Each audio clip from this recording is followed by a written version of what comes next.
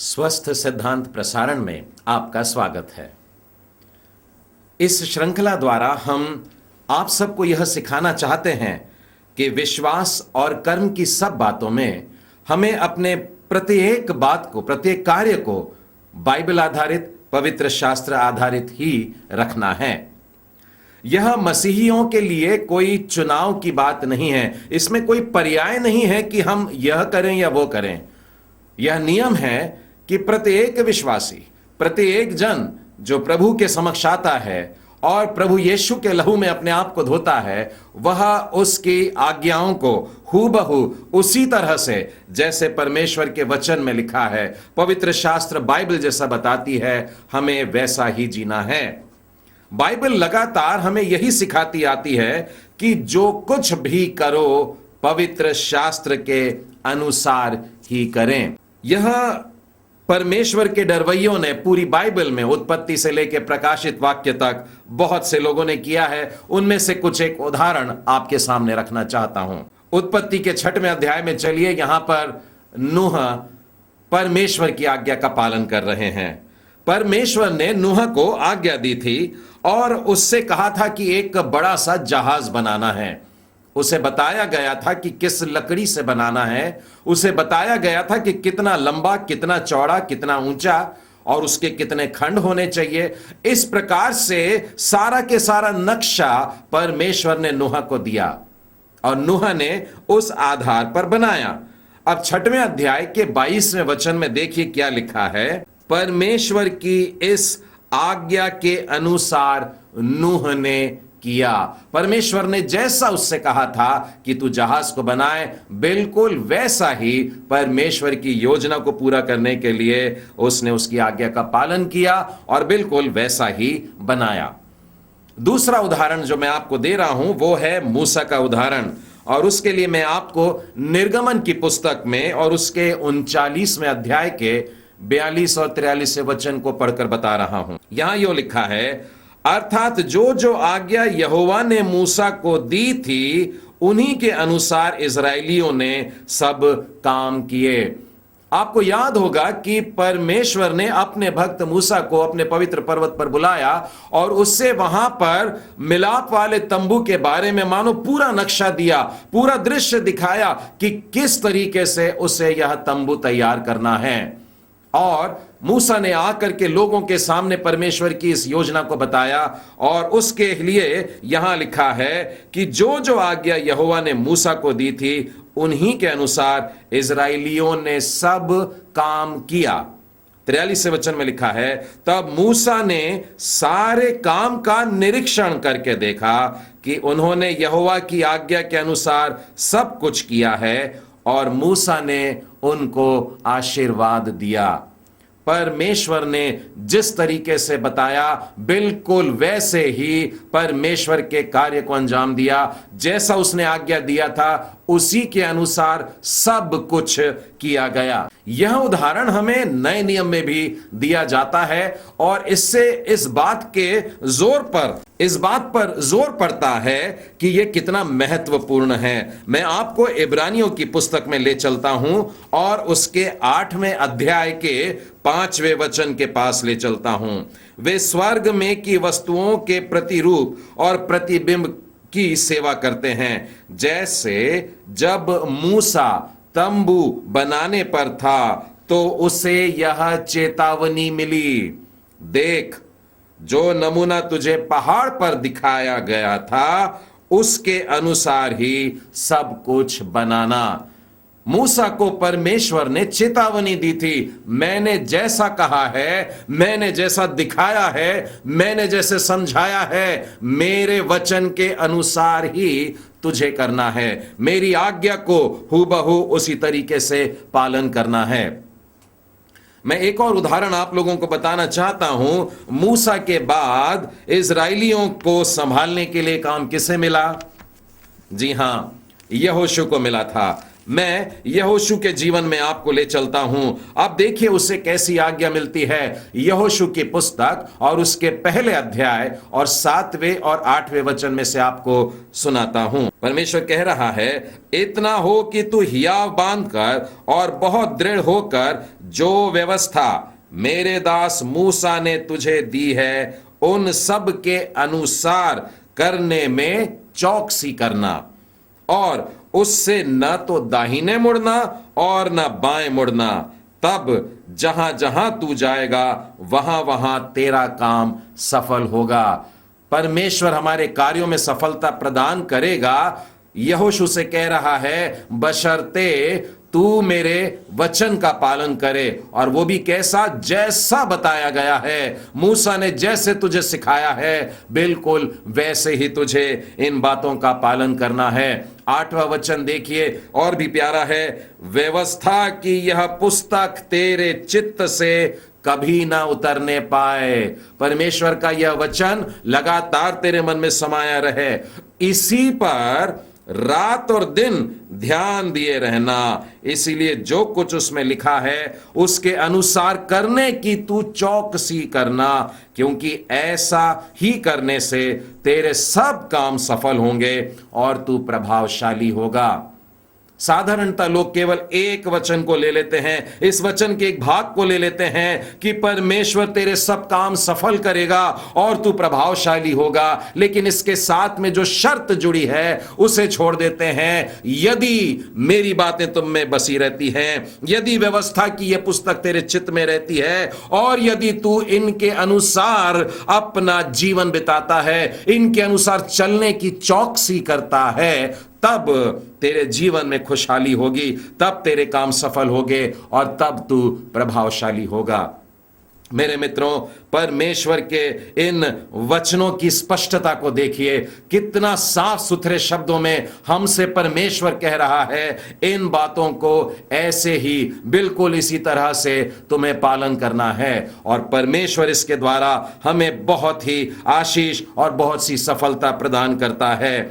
मैं आपको प्रेरितों के कार्य में, मैं आपको पतरस के जीवन से बताता हूं, और यह प्रेरित पतरस अपनी पत्री में लिख रहा है। मैं आपको पहला पतरस और उसके 4थे अध्याय और उसके 11वें वचन में बताना चाहता हूं।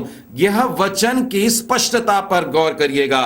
यदि कोई बोले तो ऐसा बोले मानो परमेश्वर का वचन है। स्पष्ट बात करना है, सरल बात करना है, जो सबको समझ में आती हो, ऐसी बात करना है। जो भी बोलता है वो ऐसा बोले मानो परमेश्वर का वचन बोलता हो। उसी तरह से इसी बात को पौलुस प्रेरित भी कह रहे हैं। 2 तीमुथियुस उसका 2 अध्याय और उसके 5वें वचन में यहां पर यूं लिखा है, फिर अखाड़े में लड़ने वाला यदि नियम के अनुसार न लड़े तो मुकुट नहीं पाता है।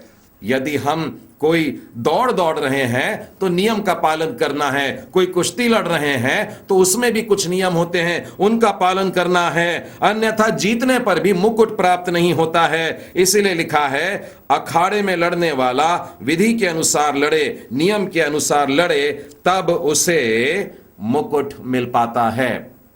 मेरे मित्रों, यह तो मुरझाने वाले मुकुट के बारे में कह रहा है, लेकिन पवित्र शास्त्र बाइबल हमें जो मुकुट देना चाहता है वो न मुरझाने वाला मुकुट है। और जो नियम की पुस्तिका है वो भी परमेश्वर का पवित्र वचन बाइबल है। इस नियम की पुस्तक में हम अपने आप को ढालें, इसके अनुसार अपने आप को बनाएं, इसके अनुसार हमारा विश्वास रहे, इसके अनुसार हमारे कर्म रहे, और तब हम देखेंगे कि हम इन नियमों का पालन करते हुए न मुरझाने वाले मुकुट को अपने जीवन में पाते हैं।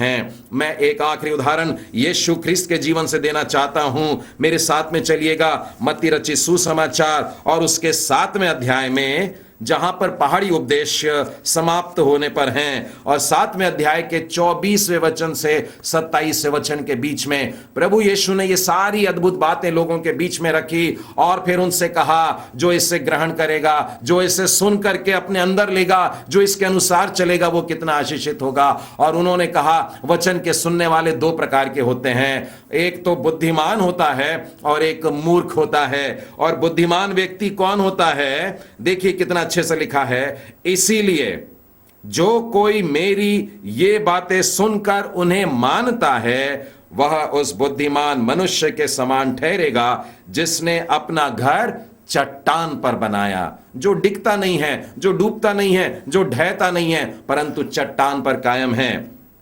परंतु जो कोई मेरी ये बातें सुनता तो है और उन पर नहीं चलता वह उस निर्बुद्धि मनुष्य के समान है जिसने अपना घर बालू पर बनाया, हवाएं चली और पानी बढ़ाया और वह घर ढह गया, नष्ट हो गया। मेरे मित्रों, हम अपने जीवन को किस पर स्थापित करते हैं? चट्टान पर अपने मकान को बनाना है। और वो चट्टान कौन है? चट्टान है परमेश्वर का यह वचन, दृढ़ वचन जो सदा कायम रहेगा, जो कभी ना डिगेगा, ऐसा परमेश्वर का वचन। और बालू क्या है? जिस पर कुछ मूर्ख अपने मकान बना करके खड़ा रख लेते हैं। अपना जीवन ऐसी बालू पर ना बनाएं। यह बालू मनुष्यों की अपनी परंपराएं हैं, ये मनुष्य के अपने सोच विचार हैं, ये मनुष्यों का तत्व ज्ञान है जिनके ऊपर मनुष्य को लगता है कि हमने अपना घर बनाया, लेकिन जब तूफान आता है ऐसे घर गिर जाते हैं। इसी प्रकाश में हम क्रिस्तीय आराधना के अंतर्गत यह बात पर मनन कर रहे हैं कि हमें आराधना कैसे नहीं करना चाहिए। और अब तक हम लोगों ने 4 पाठ पढ़ चुके हैं। Till now we have seen 4 lessons under the topic how not to worship. Lesson number 1, do not worship for personal enjoyment. व्यक्तिगत आनंद के लिए आराधना न करें। Lesson number 2, do not sacrifice the scriptures for the spirit. आत्मा में हो जाने के लिए वचन का त्याग न करें। Lesson number 3, do not leave the spirit for the content. वचन सामग्री के लिए आत्मा को न त्यागें। Last week we have seen the 4th lesson and that was do not forget the Father. पिछले सप्ताह हम लोगों ने 4था पाठ सीखा था और वह था कि आराधना में परमेश्वर पिता को न भूलें। Today we are going to learn the 5th lesson and that is do not neglect individual worship. 5वां पाठ जो हम लोग आज सीखने जा रहे हैं वह है व्यक्तिगत आराधना की उपेक्षा न करें। How not to worship. Do not neglect individual worship. आराधना कैसे न करें? व्यक्तिगत आराधना की उपेक्षा न करें।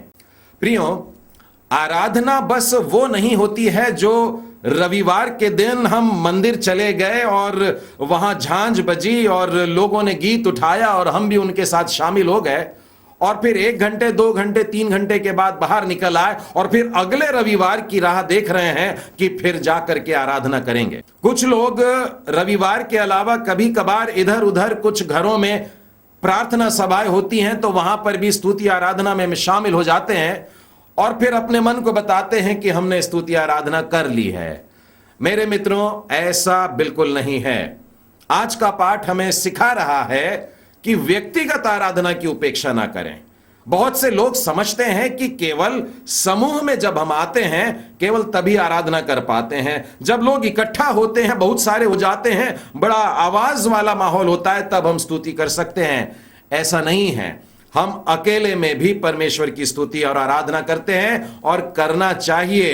व्यक्तिगत आराधना की उपेक्षा न करें। जब हम सामूहिक आराधना में इकट्ठा होते हैं, आपने पाया होगा कि जो गीतों को ले चलने वाला अगुआ है वो अक्सर हमें एक गीत गवाता है और कभी कभी थोड़ा सा निराश नजर आता है और फिर वो कहता है हम लोगों से कि क्या बात है, आप खुश नहीं हो, आइए प्रभु में आनंदित हो जाएं। फिर एक और गीत लेता है, फिर संगीत वालों को इशारा करता है, फिर वाद्य वालों को इशारा करता है और फिर एक बार वो माहौल बन जाता है कि हम जोर जोर से गाने लगते हैं और धीरे धीरे वो कहता है कि हम प्रभु की आराधना की आत्मा से भर जाएं। मेरे मित्रों, यह खिंचाव क्यों होता है? हमें समय क्यों लगता है परमेश्वर के सिंहासन के सम्मुख पहुंचने के लिए? मेरे मित्रों, ये इसलिए होता है क्योंकि हम में से प्रत्येक जन रविवार के दिन अपने घर से उठकर और तैयार होकर सीधे आराधना में पहुंच जाते और वहां आराधना में शामिल होना चाहते हैं।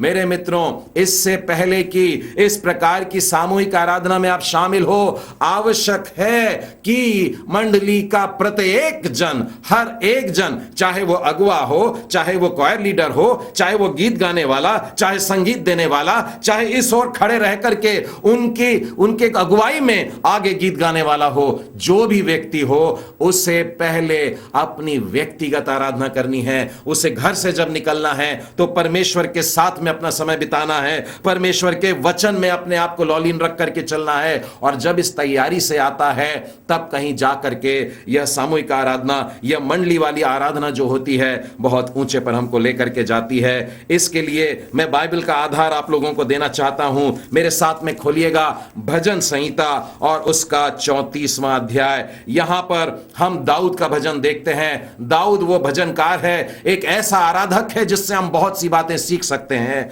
34वें अध्याय का पहला वचन देखिए क्या कहता है। मैं हर समय यहोवा को धन्य कहा करूंगा, उसकी स्तुति निरंतर मेरे मुख से होती रहेगी। पहले वचन में दाऊद कह रहे हैं कि मैं परमेश्वर की स्तुति कर रहा हूं। मैं यानी कि एक वचन, वो अकेला है और वो ही परमेश्वर की स्तुति कर रहा है, परमेश्वर की आराधना में अपने आप को खड़ा किया हुआ है। और उसके बाद में देखिएगा, मैं यहोवा पर घमंड करूंगा, नम्र लोग सुनकर ये आनंदित होंगे। अब तीसरे वचन में कहता है, मेरे साथ यहोवा की बड़ाई करो। अब वो लोगों को भी कह रहा है, मेरे साथ मिलकर के यहोवा की बड़ाई करो। आगे लिखता है, और आओ हम मिलकर उसके नाम की स्तुति करें।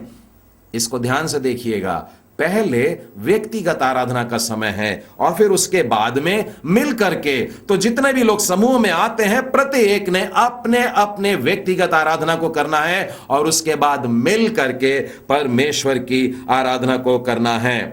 अब मुश्किल देखिए कहां पर है, एक बड़ी कठिनाई है। लोग कहते हैं कि उनके पास समय ही नहीं है कि वे व्यक्तिगत आराधना करें और फिर उसके बाद में समूह में आने के बाद में सबके साथ मिल करके परमेश्वर की आराधना करें। इसी बात को ध्यान में रख करके हम कुछ व्यवहारिक सलाह आप लोगों को देना चाहते हैं। हाउ नॉट टू वर्शिप के अंतर्गत व्यक्तिगत आराधना की उपेक्षा न करें, और जो लोग व्यक्तिगत आराधना करने में मुश्किल महसूस करते हैं, उनके लिए कुछ व्यवहारिक सलाह। पहली सलाह यह है कि अपने साथ में आराधना की एक नोटबुक बना लीजिएगा, एक कॉपी बना लीजिएगा और उसमें आप कुछ खास बातें लिखने वाले हैं। आप परमेश्वर के वो खास नामों को लिखिए। जब आप बाइबल पढ़ते हैं और आप यहोवा शब्द के साथ उन नामों को पाते हैं, उदाहरण के लिए यहोवा यिरे, यहोवा शामा, यहोवा राफा, यहोवा निस्सी, इस प्रकार से एक लंबी सूची आपको मिलेगी जहां पर यहोवा शब्द के साथ में कुछ और शब्द जोड़ा गया है, उसकी एक खास बात को जोड़ा गया है। इस प्रकार की एक सूची बना लीजिए। अगला पन्ना लीजिए, वहां पर आप परमेश्वर में जितनी भी विशेषताएं देखते हैं, उदाहरण के तौर पर परमेश्वर प्रेम है, परमेश्वर ज्योति है, परमेश्वर दयालु है, परमेश्वर अनुग्रहकारी है, परमेश्वर शांतिदाता है, और इस प्रकार से फिर आप एक लंबी सूची बनाएंगे। मैं तो समझता हूं एक पन्ने में पूरी नहीं होगी, आपको पृष्ठ पलटाना पड़ेगा और दूसरे पृष्ठ पर फिर आगे बढ़ना पड़ेगा, और एक लंबी सूची परमेश्वर की खास बातों की और इन विशेषताओं की। यह इसलिए बन रही है ताकि आप अपनी व्यक्तिगत आराधना कर सकें, और इस नोटबुक के तैयार हो जाने के बाद इन्हीं को देख देख करके आप अपना समय परमेश्वर के साथ में बिता सकते हैं। तीसरे पन्ने की तरफ आप जाइए और वहां पर बाइबल जब आप पढ़ रहे हैं तो अलग अलग लोगों का जीवन देखने को मिल रहा है। उनके जीवन में से आप कुछ ऐसी बातें ढूंढ करके निकाल सकते हैं जहां पर आप पाएंगे कि उस व्यक्ति ने कहा कि परमेश्वर छुटकारा देने वाला परमेश्वर है, परमेश्वर आशीष देने वाला परमेश्वर है, परमेश्वर वाचा का परमेश्वर है, हमारा परमेश्वर सेनाओं का परमेश्वर है, हमारा परमेश्वर महिमा का परमेश्वर है। इस प्रकार से अनेकों उदाहरण आपको मिलेंगे। बाइबल से हटकर भी आप यदि अपने खुद के जीवन में भी देखते हैं तो एक और पन्ना खोल लीजिएगा। आपने अपने जीवन में पाया कि मैंने परमेश्वर के सामने गिड़गिड़ा करके प्रार्थना की और मेरी प्रार्थना का उत्तर मिल गया। आप लिखिए, मेरा परमेश्वर प्रार्थना का सुनने वाला परमेश्वर है। आप बीमारी में थे और परमेश्वर के सम्मुख आप अपने आप को रखते हैं और उससे मांगते हैं और आपने शिफा पा ली। आप एक और वाक्य लिखिए कि परमेश्वर चंगाई देने वाला परमेश्वर है। आप अपने जीवन में बहुत दुखी समय बिता रहे थे और परमेश्वर ने आपकी ओर नजर किया और आ करके आपके ऊपर अपने शांतिदायक हाथ को रखा। एक और वाक्य लिखिए, मेरा परमेश्वर मेरे आंसुओं को पोंछने वाला परमेश्वर है। और इस प्रकार से मैं जानता हूं मेरे मित्रों, प्रतिदिन भी आप उस पुस्तक को उठाएंगे और प्रतिदिन आप परमेश्वर की उन अद्भुत बातों को लिख पाएंगे जो परमेश्वर की स्तुति और आराधना में आपकी सहायता करने वाला हो जाएगा। दूसरी सलाह यह है कि समय निकाल कर, या आपको जब कभी थोड़ा थोड़ा सा समय मिल जाता है अलग अलग कार्यों के बीच में, तब आप मुंह ही मुंह में, मन ही मन में परमेश्वर की स्तुति को गाते रहिएगा, उसके बातों को फुसफुसाते रहिएगा। भजन संहिता के 34वें अध्याय को फिर से एक बार पढ़ते हैं। पहले वचन को अभी अभी हमने पढ़ा है, पर अभी देखिए ध्यान से, मैं हर समय यहोवा को धन्य कहा करूंगा। मतलब कि लगातार दाऊद परमेश्वर को धन्य कह रहा है। उसकी स्तुति निरंतर बिना रुके मेरे मुख से होती रहती है। मैं चाहे बैठा हूं तो प्रभु की स्तुति कर रहा हूं, मैं चाहे चल रहा हूं, मैं चाहे किसी वाहन में बैठा हूं, मैं एक स्थान से दूसरे स्थान में जा रहा हूं, चाहे जो काम में लगा हूं, मैं परमेश्वर की स्तुति फिर भी अपने मुंह से कर सकता हूं। लगातार अपने आप को इस प्रकार के कार्य में डाले कि आप अपने मुंह से वरन अपने मन में भी लगातार परमेश्वर की स्तुति करते रहें। प्रेरितों के काम में एक वचन आप लोगों को बताना चाहता हूं। 2 अध्याय खोलिएगा और उसके 25वें और 26वें वचन में, क्योंकि दाऊद उसके विषय में कहता है, मैं प्रभु को सर्वदा अपने सामने देखता हूं और वह मेरी दाहिनी ओर है, ऐसा पाता हूं ताकि मैं डिग न जाऊं। वो मुझे संभालता है, वो मुझको गिरने नहीं देता, और इसी कारण मेरा मन आनंदित हुआ और मेरी जीभ मगन हो गई। आप अपने विचारों में, अपने विश्वास में जब प्रभु को सामने देखते हैं तो प्रभु की महिमा करने से अपनी आत्मा को नहीं रोक पाएंगे, आपका मुंह नहीं रुक सकेगा और आप लगातार दाऊद की तरह उसे आमने सामने देखोगे और उसकी जय जयकार करते रहोगे। तीसरी सलाह जो मैं आपको देना चाहता हूं वो है कि परमेश्वर की बनाई हुई इस सुंदर सृष्टि को देखिए, इस मनोरम दृश्य को देखिए, इसकी सुंदरता को निहारिए, इसकी भव्यता को निहारिए और यही निरीक्षण करते हुए आप उसकी महिमा करिए। भजन संहिता के 19वें वचन में बड़े सुंदर तरीके से लिखा है कि आकाश परमेश्वर की महिमा का वर्णन कर रहा है और आकाश मंडल उसकी हस्तकला को प्रकट कर रहा है। कभी मेरे मित्रों प्रकृति के सामने खड़े होकर के यह गीत गुनगुना सकते हो, प्रभु महान विचारों कार्य तेरे, कितने अद्भुत जो तूने बनाए, देखूं तारे सुनूं गर्जन भयंकर, सामर्थ तेरी सारे भूमंडल पर। और जब मैं यह सब कुछ देखता हूं तब अपनी आत्मा को रोक नहीं पाता। Then sings my soul, my Savior God to thee। तब मेरा मन, तब मेरी आत्मा उछल पड़ती है और गाने को चाहती है, उसकी आराधना करना चाहती है, उसकी स्तुति करना चाहती है। प्रशंसा होवे प्रभु यीशु की, कितना महान, कितना महान। प्रशंसा होवे प्रभु यीशु की, कितना महान, कितना महान।